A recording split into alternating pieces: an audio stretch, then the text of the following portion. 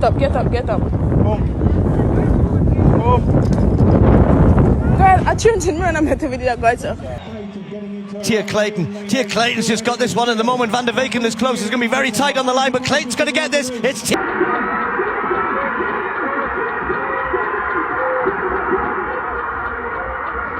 I have TiaClayton of Jamaica here with me after winning 100-meter women with the world-leading mark 10:92.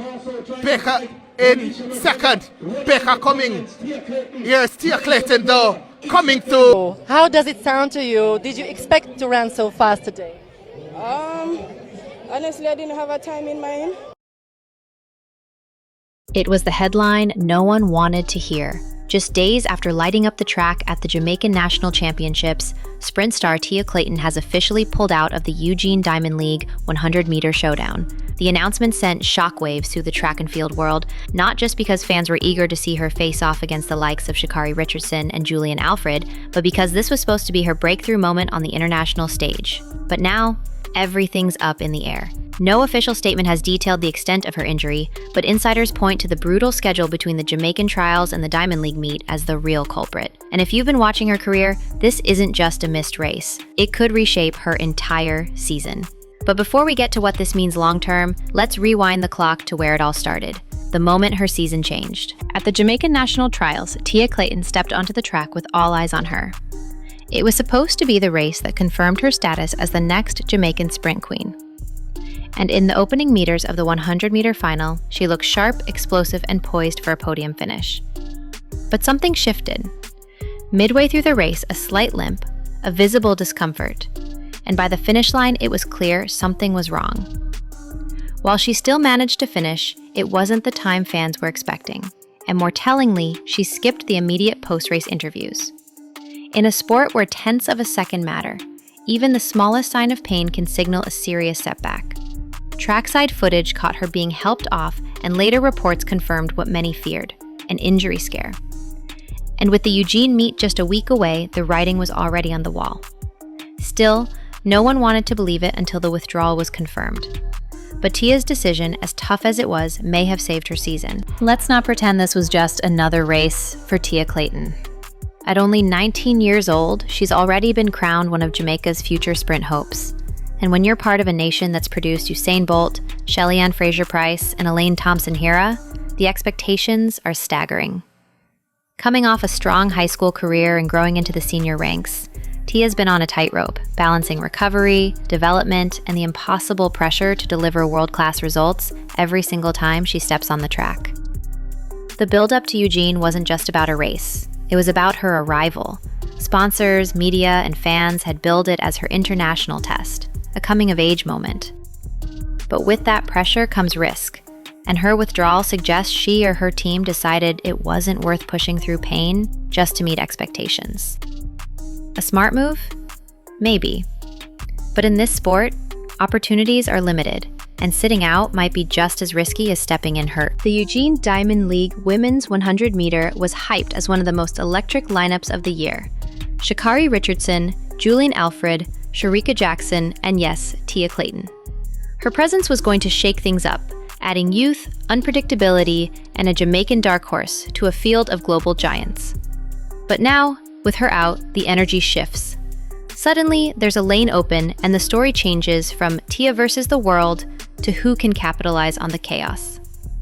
Fans were eager to see how she'd hold up against world champions. Could she hold her own? Could she win? We may never know, at least not this weekend. And that's the real disappointment. Her absence doesn't just hurt her, it dulls the global spectacle. For a meet already packed with storylines, this would have been the cherry on top. Now, instead of a debut battle, we're left with speculation, what-ifs, and a reminder of just how brutal this sport can be when the body says, not today. Of course, when we talk about TiaClayton, we can't ignore TinaClayton, her twin sister, and another sprinting sensation in her own right. Tina has been on a tear recently, showing up big at the trials and proving why she's considered one of the most dangerous young sprinters in the world. But with Tia's withdrawal, fans and media are asking the uncomfortable question: is the spotlight shifting permanently? There's always been a fascination with their sibling dynamic. Rivalry versus support, competition versus collaboration. Some even suggest Tina's rise may be adding subtle pressure on Tia to keep up. But insiders close to the sisters say that couldn't be further from the truth. They train together, support each other, and have always been each other's biggest fans. Still, in the harsh world of professional track, comparisons are inevitable. And as Tina continues to rise, the conversation around Tia will only grow louder. Can she bounce back? Or is this the beginning of a sibling split in sprint dominance? So, what's the actual injury? That's the million-dollar question. As of now, there's been no official diagnosis from her camp, just a withdrawal statement. But track experts speculate it's a lower body strain, perhaps hamstring or hip flexor, which are both common and dangerous in sprinters. The problem with these types of injuries isn't just pain, it's timing. Rushing back too early risks re-injury, but waiting too long can derail a whole season. Based on similar past cases, recovery could take 2 to 4 weeks at best, or up to 6 to 8 weeks if it's more severe. And with the World Championships looming, this is where the stakes get real. Does she take the safe road and risk missing Worlds, or push recovery and risk something worse? Either way, this moment is pivotal. Fans are hopeful, but realistic. And unless we hear from Tia or her team soon, we're all stuck speculating. One thing's for sure, this silence speaks volumes. Here's the twist. What if this isn't a setback, but a strategic reset? Some insiders believe Tia's team may be playing the long game. With the Paris Olympics just months away, burning out in July could be a fatal mistake.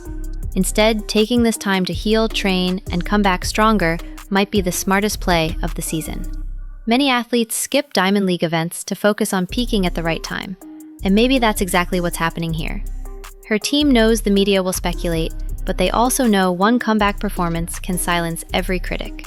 This could be a calculated move, not a retreat. But with no public statement, the strategy remains a mystery. Still, Tia has the tools, the talent, and the timeline to pull it off, if her body cooperates. And if she returns with a statement race at Worlds, this entire withdrawal will look like a genius decision. So here we are. TiaClayton is out of Eugene.